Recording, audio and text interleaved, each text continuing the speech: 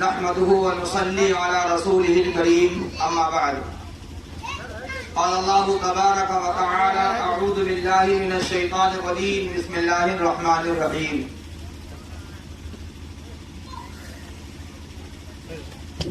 وقل اعملوا فسيرى الله عملكم ورسوله والمؤمنون وستردون إلى عالم الغيب والشهادة فينبئكم بما كنتم تعملون صدق اللہ العظیم۔ پیارے بھائی بزرگوں اور دوستو،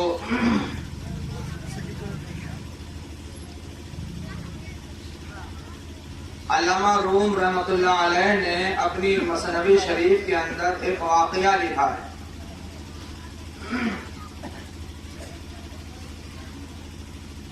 ایک بادشاہ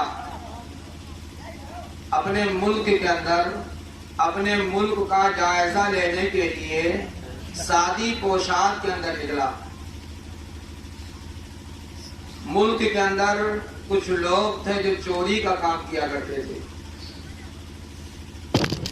وہ سارے چور ایک جگہ چوری کرنے کے ارادے سے آئے ہوئے تھے اور بیٹھ کر کے مشورہ کر رہے تھے کہ آج چوری کہاں کی جائے گی اور ساتھیوں میں سے کون کون ساتھی چوری کے عمل کے اندر، اس کام کے اندر کیا کیا کارنامہ انجام دیں گے۔ ایک شخص کو، وقت کا بادشاہ تھا، اس کو سادی وردی میں آتے ہوئے دیکھا تو وہ لوگ خوش ہو گئے کہ ہمارا ایک ساتھی بڑھ گیا، اس کو بھی شریک کر لیا۔ ایک ساتھی نے کہا کہ اللہ تعالیٰ نے ہم کو ہمارے بازو میں وہ طاقت دی ہے کہ ہم دیوار پر چڑھنے کے لیے ہمیں کمند کی ضرورت نہیں پڑتی ہے، ہم اپنے بازو کی طاقت سے بلڈنگ پر، مکان پر، قلعے پر چڑھ جاتے ہیں۔ کمند کے سلسلے میں ہمارے ساتھی لوگ جانتے ہوں گے کہ اس کھمبے پر چڑھنے کے لیے بجلی والے ایک اسلحہ رکھتے ہیں، رسی رکھتے ہیں، اس کو پھنسا دیتے ہیں اور اسی پر کے چڑھ جاتے ہیں۔ اسی طریقے کا آلہ ہوتا ہے ان کے پاس۔ دوسرے نے کہا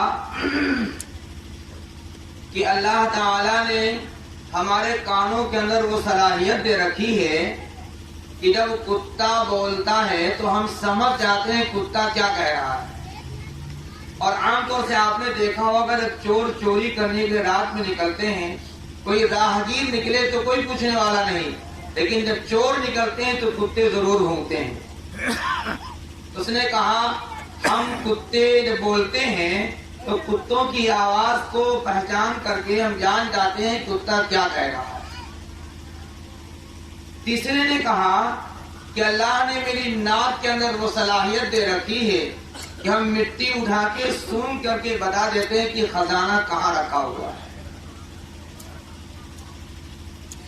چوتھے نے کہا کہ جب ہم چوری کرنے کے لیے چلتے ہیں اور رات میں جو چیز دیکھ لیتے ہیں دن میں اسے ہم پہچان لیا کرتے ہیں۔ اب ان کی باری آئی، جو سادی وردی میں صاحب گئے ہوئے تھے، ان کی باری آئی۔ ساتھیوں نے کہا کہ بھی آپ کا ہی پورا حصہ لگے گا، آپ بتائیے آپ کیا کارنامہ انجام دیں گے۔ تو انہوں نے کہا کہ ایسا ہے کہ جب میری داڑھی ہلتی ہے تو مجرم کو رہائی مل جایا کرتی ہے، میری داڑھی ہلتی ہے تو مجرم کو رہائی ہو جایا کرتی ہے۔ بہرحال ان سب لوگوں نے مل کر کے اپنے اپنے کام انجام دیے اور انجام دینے کے بعد چلے اور جا کر کے مشورہ ہوا کہ آج چوری کہاں کی جائے گی۔ یہ مشورہ ہوا کہ ملک کے بادشاہ کے محل میں چوری ہوگی، ملک کے بادشاہ کے محل میں چوری ہوگی۔ بادشاہ کے محل کے پاس پہنچے، سب لوگوں نے اپنا اپنا کارنامہ انجام دیا۔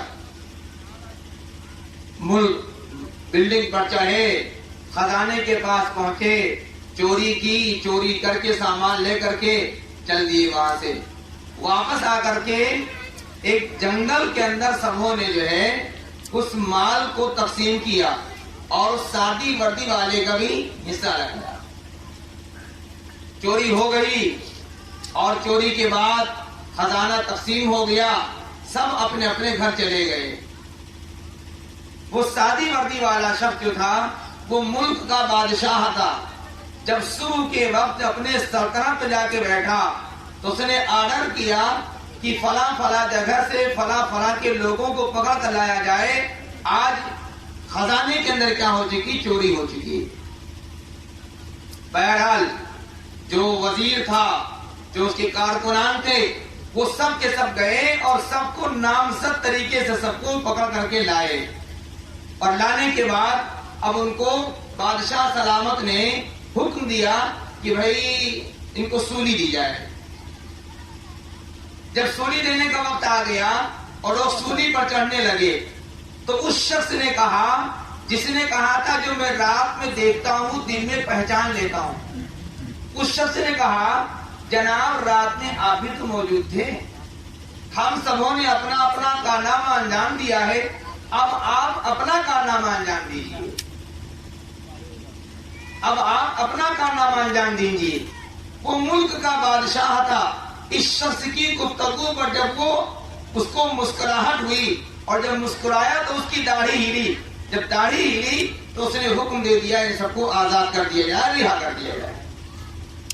پیارے بھائی بزرگوں دوستوں, واقعہ تو دلچسپ ہے, ایک قصے کی لائن سے ہے, لیکن علامہ روم رحمت اللہ علیہ نے اس واقعے سے جو بات لوگوں کو سمجھائی وہ سمجھنے کی چیز ہے.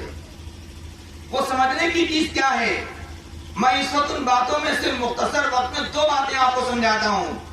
میرے بھائی آپ غور کیجئے کہ جب چوروں نے مشورہ کیا اور مشورے کے وقت جس ملک کے اندر جس کے خزانے میں چوری کی گئی وہ اس وقت موجود تھا, اور موجودگی کے بعد جب وہ سلطنت پر بیٹھا تو بیٹھنے کے بعد اس نے کسی کی گواہی نہیں دی, کسی کی چھان بین نہیں کی, بغیر چھان بین کیے ہوئے مجرموں کو گرفتار کر کے اور سولی پر چڑھانے کا حکم دیا. کیوں؟ اس لیے کہ بادشاہ مجرمین کے ساتھ تھا, اس لیے اب اسے کسی سے گواہ اور کسی سے ثبوت لینے کی ضرورت نہیں ہے. علامہ روم رحمۃ اللہ علیہ ارشاد فرماتے ہیں, مسلمانوں خالق کائنات عالم الغیبی والشہادہ ہے. جب اللہ کے بندے جب اس کی نافرمانی کرتے ہیں, اس کے ملک کے اندر رہ کر کے, اس کے آسمان کے نیچے رہ کر کے, اس کی روزی کو کھا کر کے, اس کے پانی کو پی کر کے جب اس کی بغاوت کرتے ہیں تو جیسے وہ بادشاہ مجرمین کے پکڑنے کے لیے اس کے لیے کسی ثبوت کی ضرورت نہیں تھی. خالق کائنات کی بنائی گئی زمین کے اوپر جب خدا کے بندے گناہ کرتے ہیں, اللہ حاضر و ناظر ہوتا ہے, اور حاضر و ناظر ہے, وہ دیکھ رہا ہے. کل قیامت کے میدان میں کسی کے گناہ کے لیے کسی کی عدالت کے اندر کسی گواہ کے ثبوت کی ضرورت پیش نہیں ہے. اللہ ہر شخص کو بغیر کسی ثبوت کے پکڑے گا اور جہنم کی کوٹری میں ڈال دے گا.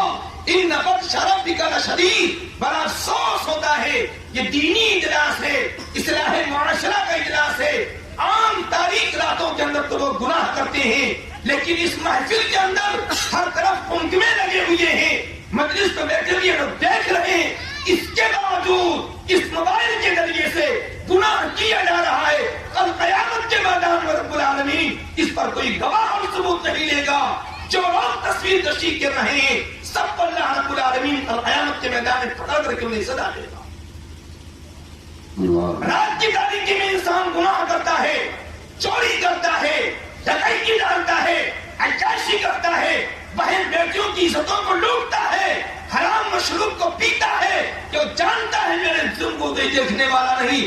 چوروں کو بھی یہی حال تھا, وہ سمجھتے تھے جو میں مشورہ کر رہا ہوں اور جس کے خزانے کی چوری کرنے جا رہا ہوں وہ نہیں جان رہا ہے, جبکہ وہ موجود تھا. انہیں یقین تھا کوئی نہیں ہے, لیکن اللہ موجود تھا. آج ہمارا بھی حال وہی ہے, ہم گناہ کرتے ہیں, ہم سمجھتے ہیں کوئی نہیں دیکھ رہا ہے. مسلمانوں خالق کائنات وہ رب ہے جو دل کی دھڑکنوں کو جانتا ہے, دل کی دھڑکنوں کو جانتا ہے, وہ آنکھوں کی خیانت کو جانتا ہے, وہ غلط قدموں کو جانتا ہے, وہ ہاتھوں کی غلط حرکتوں کو جانتا ہے, وہ دل میں وسوسے آتے اس کو بھی جانتا ہے. وہ وہ خالق کائنات کیا رات کی تاریکی میں کہیں گم ہو جائے گا؟ کیا اس کو کبھی نیند آتی ہے؟ کیا کبھی اس کو اونگ آتی ہے؟ میرے پیارے بھائی بزرگوں دوستو، رب العالمین کی صفت کر یقین کرو، اور یقین کرنے کے ساتھ ساتھ اپنے آپ کو گناہوں سے باز رکھو۔ ان بطش ربک لشدید، کل قیامت کے میدان میں رب العالمین بندے کو لاجواب کرنے کے لیے ہر گناہ کے 4 گواہوں کو پیش کرے گا جو ہم ہی میں سے ہوں گے۔ ہماری زبان پر کوئی پر مہر لگا دی جائے گی کہ ہمارے ہاتھ بولیں گے، یہ زمین بولے گی، یہ نام اعمال بولے گا، یہ کرامن کاتبین بولیں گے۔ اللہ رب العالمین ہم سب کو ان حقیقتوں کا یقین نصیب فرمائے۔ میرے پیارے بھائی بزرگوں دوستو، نیکیاں کم ہوں بچا ہے، لیکن گناہوں سے ایسے بچو جیسے اژدہوں سے بچتے ہو، شیر سے بچتے ہو، زہر سے بچتے ہو۔ ان سب چیزوں سے زیادہ موذی اور خطرناک اللہ کی معصیت اور نافرمانی ہے۔ خالق کائنات ہم سب کو ہر موڑ پر اپنی نافرمانی اور معصیت سے بچائے۔ آمین۔ وآخر دعوانا ان الحمد للہ رب العالمین۔